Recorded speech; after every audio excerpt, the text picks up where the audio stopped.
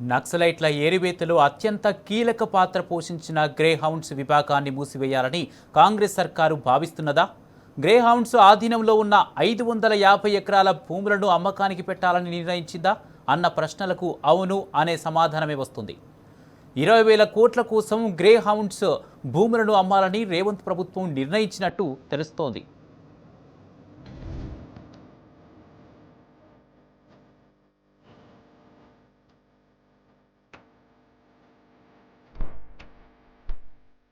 దేశంలో ఈ నెలాఖరు నాటికి మావోయిస్టులను సంపూర్ణంగా నిర్మూలించాలన్న లక్ష్యాన్ని కేంద్ర ప్రభుత్వం దాదాపుగా పూర్తి చేసింది. మావోయిస్టు పార్టీ ఉనికి కోల్పోయే స్థితికి చేరుకున్న నేపథ్యంలో ఇకపై గ్రేహౌండ్స్ దళాలతో పనిలేదని రాష్ట్ర ప్రభుత్వం భావిస్తున్నది.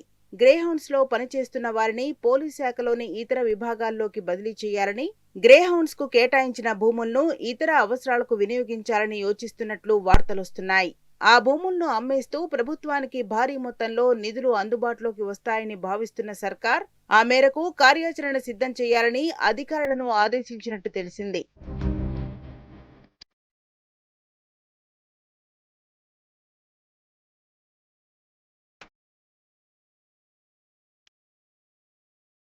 ప్రభుత్వ ఆదేశాలతో రంగంలోకి దిగిన అధికారులు గ్రేహౌండ్స్ కు రాష్ట్రంలో ఎక్కడికక్కడ భూములున్నాయి, వాటిలో విలువైన భూములు ఎక్కడ ఉన్నాయనే అంశంపై దృష్టి పెట్టారు. హైదరాబాద్ చుట్టుపక్కల అత్యంత ఖరీదైన ప్రాంతాల్లో మొత్తం 550 ఎకరాల భూమి ఉన్నదని గుర్తించారు. ఈ భూముల విలువ ఇప్పుడు కొన్ని వేల కోట్ల రూపాయలు ఉంటుందని అధికారులు చెబుతున్నారు. సగటున 50 కోట్లకు ఎకరం చొప్పున అమ్మినా 20,000 కోట్ల రూపాయలకు పైగా ప్రభుత్వానికి ఆదాయం వస్తుందని అంచనా వేస్తున్నారు. ఇందులో కొంత భూమిని ప్రభుత్వం ఉంచుకున్నా కనీసం 500 ఎకరాల భూమిని సులువుగా అమ్ముకోవడానికి అనుకూలంగా ఉన్నదని అధికారులు చెబుతున్నారు. ఈ లెక్కన 20,000 కోట్ల రూపాయలు సమకూరుతాయని భావిస్తున్నారు. ఈ మొత్తం ప్రక్రియను వచ్చే ఆర్థిక సంవత్సరంలో మొదలు పెట్టాలని, 1 ఏడాదిలోపు మొత్తం అమ్మేయాలని ప్రభుత్వం నిర్ణయించినట్టు తెలుస్తున్నది.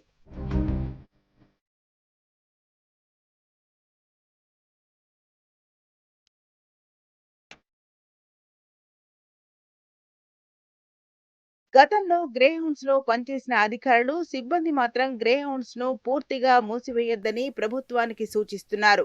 ఎంతో ప్రతిష్టాత్మకంగా గ్రేహౌండ్స్ ను పోలీస్ అధికారులు తీర్చిదిద్దారని, దేశంలోనే తెలంగాణ గ్రేహౌండ్స్ కు మంచి పేరున్నదని, అలాంటిది ఇప్పుడు మావోయిస్టులు లేరన్న పేరుతో ఇప్పటికిప్పుడు తీసివేయడం తగదని చెబుతున్నారు.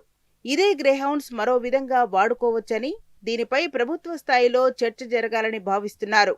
అంతేకాకుండా గ్రేహౌండ్స్ ఉన్న విలువైన భూమిని ప్రైవేట్ పరం చేయొద్దని, భవిష్యత్తులో పోలీస్ అవసరాలకు భూమి దొరకడం కష్టమని అంటున్నారు. దీనిని పోలీస్ శాఖకు సంబంధించిన భవిష్యత్ అవసరాలకు ఉపయోగిస్తే మంచిదని, ఇతరత్రా శిక్షణ కార్యక్రమాలను ఇక్కడ నిర్వహించాలని సూచిస్తున్నారు.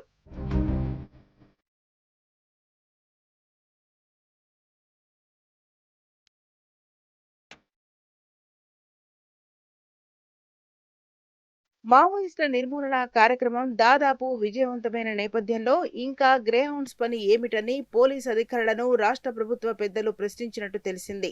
గ్రేహౌండ్స్ పార్టీలతో పనుండదని, మొత్తానికి మొత్తం ఈ విభాగాన్ని ఎత్తేయాలని ప్రభుత్వం సూత్రప్రాయంగా నిర్ణయించిందని సమాచారం.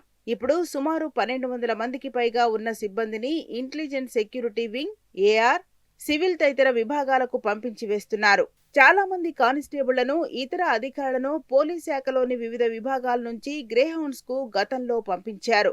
ఇప్పుడు వారి వారి మాతృ విభాగాలకు పంపించి వేసేందుకు ప్రణాళికలు సిద్ధం చేస్తున్నారు.